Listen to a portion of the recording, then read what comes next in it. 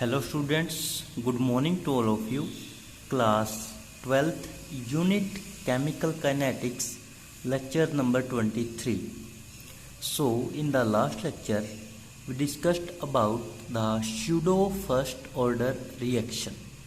जैसा कि आप सबको पता है कि हम लोगों ने कल pseudo first order reaction के बारे में पढ़ा था, जिसमें जो रिएक्शन है एक रिएक्टेंट एक्ट करता था एज ए एक्सेस में, ठीक है, और उसकी अमाउंट फिर हम कांस्टेंट मान के उसका रेट निकालते थे। चलिए उसके बाद हम नेक्स्ट टॉपिक देखते हैं। Next is temperature dependence of the rate of a reaction. कहता जो रिएक्शन का रेट होता है वो क्या होता है, टेम्परेचर डिपेंडेंट होता है। कैसे होता है अब हमें वो देखना है।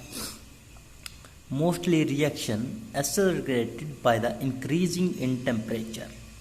कहता ज़्यादातर जो रिएक्शंस होती है केमिकल रिएक्शन, कहता वो टेम्परेचर से ही एक्सेलरेट होती है, टेम्परेचर से ही स्टार्ट होती है, या ये कहिए टेम्परेचर देने से वो फास्ट हो जाती है।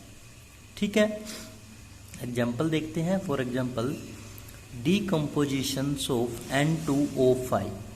अब हमें क्या करना है, N2O5 हमारे पास कंपाउंड है, उसकी हमें डीकम्पोजिशन करनी है, यानी कि उसको ब्रेक डाउन करना है। तो डीकम्पोजिशन की कहता हाफ अमाउंट डीकम्पोज इन 12 मिनट एट 50 डिग्री सेल्सियस। मान लीजिए ये हमने कितना भी लिया है, उसकी हाफ अमाउंट कहता कब बचेगी या कब डीकम्पोज होगी, 12 मिनट में होगी, वो भी जब उसका टेम्परेचर हम रखते हैं 50 डिग्री सेल्सियस तक।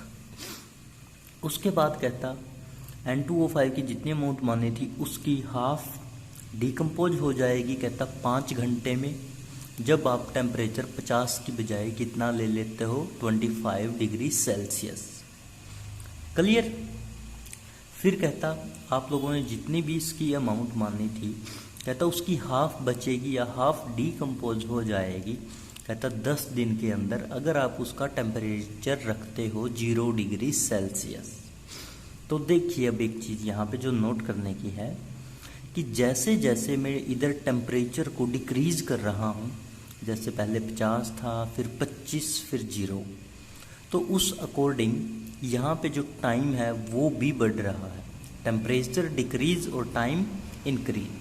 पहले 50 डिग्री सेल्सियस था तो यहाँ पे ये सिर्फ 12 मिनट ले रहा था, फिर 25 डिग्री सेल्सियस हुआ तो यहाँ पे ये 5 घंटे पे आ गया, और जब 0 डिग्री सेल्सियस किया तो ये 10 दिन पे आ गया।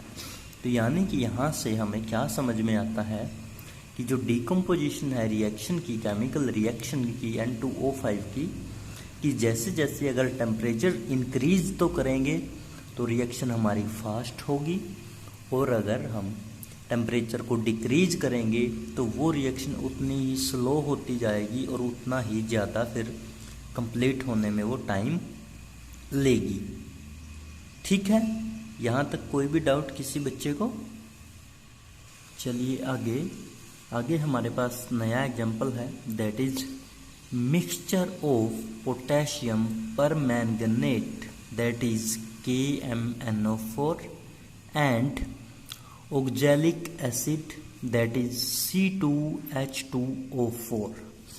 यानी कि हमारे पास अभी ने क्या हुआ है, मिक्सचर दे दिया है। किस किस चीज़ का, एक तो KMnO4 का और दूसरा C2H2O4 का, या कह लीजिए कि पोटेशियम परमैंगनेट का और ऑक्जेलिक एसिड का। ठीक है, यहाँ पे कहता है here the KMnO4 decolorized faster at higher temperature. कहता जो KMnO4 का कलर है वो उतनी जल्दी डीकलराइज होगा, या उतनी जल्दी जो उसका कलर है वो निकल जाएगा जितना आप टेम्परेचर को फास्ट कराओगे। ठीक है, फास्ट का मतलब उसको इंक्रीज करेंगे। So in the chemical reaction with rise in temperature by 10 degree Celsius.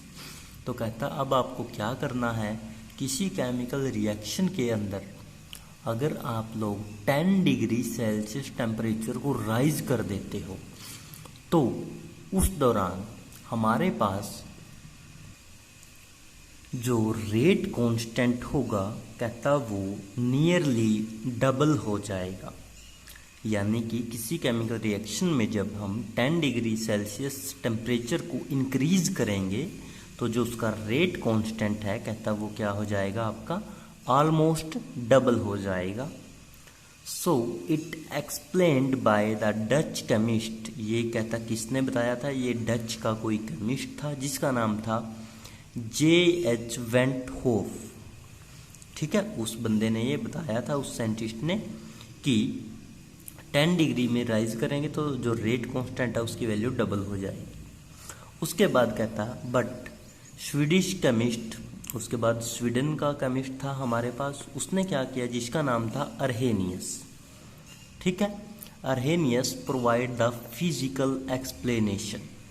Arrhenius ने इसी चीज़ के बारे में एक फिजिकल एक्सप्लेनेशन दी थी। फिजिकल एक्सप्लेनेशन का मतलब है एक टाइप से उसने फॉर्मूले के अकॉर्डिंग, मैथमेटिकली डेरिवेशन के अकॉर्डिंग इन चीज़ों को प्रूव किया था।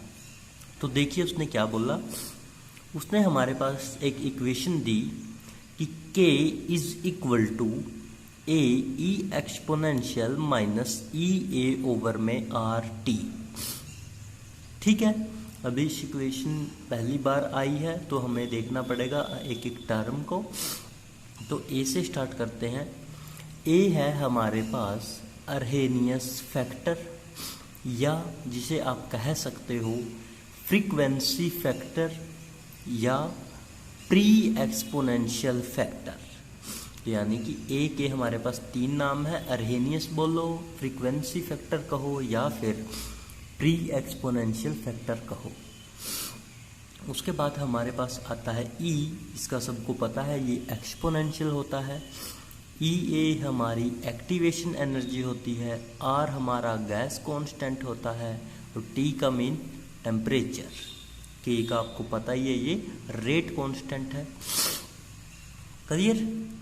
उसके बाद देखिए, उसके बाद हम लोग एग्जांपल लेते हैं इसी चीज़ को समझने के लिए अच्छे से। तो एग्जांपल हमने लिया H2 प्लस I2। अब H2 और I2 जब मिलेंगे तो वो क्या बनाएंगे, 2HI गैसियस फेज में। ठीक है, 2 हाइड्रोजन थे तो इधर भी 2 हाइड्रोजन, 2 I2 थे तो इधर भी 2 I, तो ये बन गया। लेकिन अब ये बना कैसे है हमें वो देखना है, इसकी जो मैकेनिज्म है। तो देखिए सबसे पहले हम लेंगे H2। H2 का मतलब क्या है कि H सिंगल बॉन्ड H। ठीक है, इसके बाद प्लस करके हम लिखेंगे I2। I2 का मतलब है I single bond I। Clear. फिर हमारा जो प्रोडक्ट आएगा वो आएगा 2HI।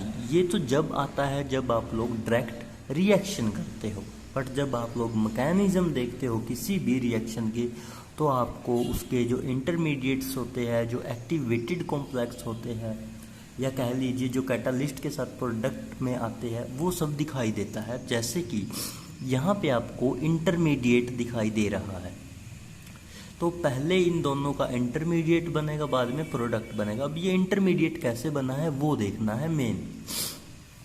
तो इंटरमीडिएट के लिए देखिए सबसे पहले बच्चे, पहले हमारे पास यहाँ पे बॉन्डिंग थी H और H के बीच में, I और I के बीच में। लेकिन जब इंटरमीडिएट बना है तो देखिए यहाँ पे तो I और I के बीच में तो डॉटेड बॉन्डिंग है, H और H के बीच में भी डॉटेड बॉन्डिंग है। ये जो डॉटेड बॉन्डिंग है ये शो कर रही है यहाँ पे ओल्ड बॉन्डिंग। ठीक है, और जो ये हमने पूरे डार्क बना रखे हैं ये हमें क्या शो कर रहे हैं, न्यू बॉन्डिंग। क्योंकि पहले सिर्फ I और H में बॉन्डिंग थी, लेकिन अब HI और HI में भी बॉन्डिंग हो चुकी है। क्लियर।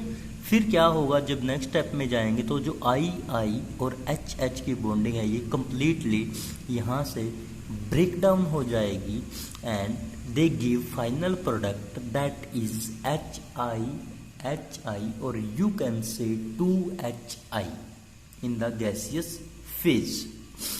तो ये हमारे पास किसके अकॉर्डिंग रहता है, अकॉर्डिंग टू अरहेनियस इक्वेशन के।